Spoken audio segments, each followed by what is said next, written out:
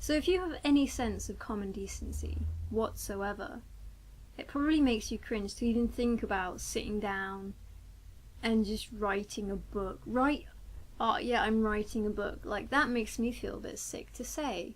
And if you're anything like me, it's going to be a similar situation. If that isn't the way it is for you, then either you've had practice or you're dead inside. But that's alright. In this instance, it might actually work in your favour. You've got to fight the inner cringe. You've got to fight that part of you that's telling you that just sitting there writing a book is the equivalent to just spending hours jerking off to a picture of yourself. Fight it and move past it. So there's a thing called NaNoWriMo, National Novel Writing Month, which is, by the way, what I'm talking about. And it's generally surrounded by this sort of sickening self-help fervour. I don't want to partake in that or donate to it, but I think in some ways it's unavoidable. Aren't books enjoyable and, you know, nice? Here's a nice book. Good. Well, then why don't you write one? Because if you write one, and I fail to, maybe that's going to be some form of consolation. Let's talk a little bit about a man called Carl Sagan. Well, let's just directly quote him. What an astonishing thing a book is. It's a flat object made from a tree with flexible parts on which are imprinted lots of funny dark squiggles. But one glance at it and you're inside the mind of another person, maybe somebody dead for thousands of years. Across the millennia, an author is speaking clearly and silently inside your head, directly to you. Writing is perhaps the greatest of human inventions, binding together people who never knew each other, citizens of distant epochs. Books break the shackles of time. A book is proof that humans are capable of working magic. Who are you to argue with Carl Sagan? You can't, because the man's dead. On the flip side, literature is always written by outsiders, by a person inclined not towards connecting with those around him or her, but retreating into a world of nerdily private dream. To write is to fail, more or less continually.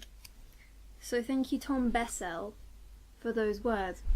I've just written bits and pieces in the past, which is why I'm pulling quotes from authors, because they actually know this shit and I don't know anything about this shit. Sadly, but maybe next month I'll know something about this shit. Here's the advice from Charles Bukowski. So you want to be a writer.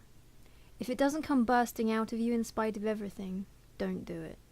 So we're ignoring his wise words. Tchaikovsky says, a self-respecting artist must not fold his hands on the pretext that he is not in the mood. And that's the kind of shit we need, just to do it joylessly.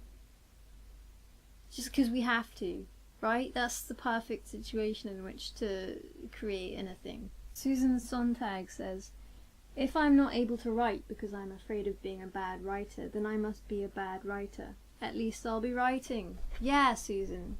Now we're cooking. General tips and tricks from the likes of Ernest Hemingway. The most essential gift for a good writer is a built-in shock-proof shit detector. So get one of those installed before the end of this month. Some words from Kerouac as a quick aside that mean nothing but I like. Like Proust, be an old tea-head of time. I don't know what that means, but I like the way it sounds. And the second thing I picked out, you're a genius all the time. Thanks. Thanks, Jack. I think you're right. It's doubtful that anyone with an internet connection at their workplace is writing good fiction. Some hard-hitting words from Jonathan Franzen, and it hurts, but it's probably true. I'm going to have to disconnect while I write my 1,667 words per day.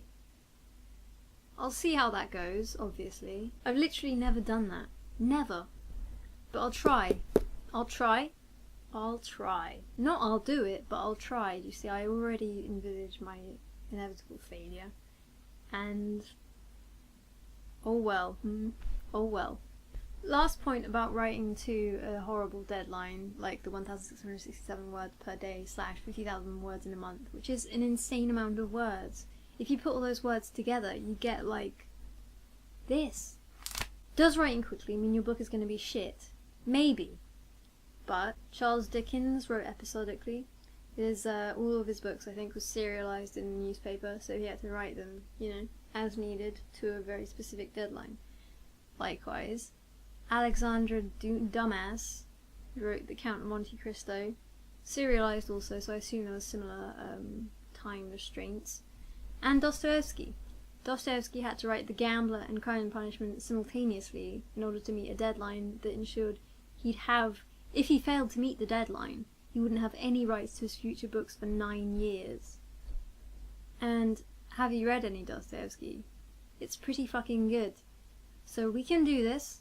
Doesn't have to be shit, but if it is shit, that's fine. It's an exercise.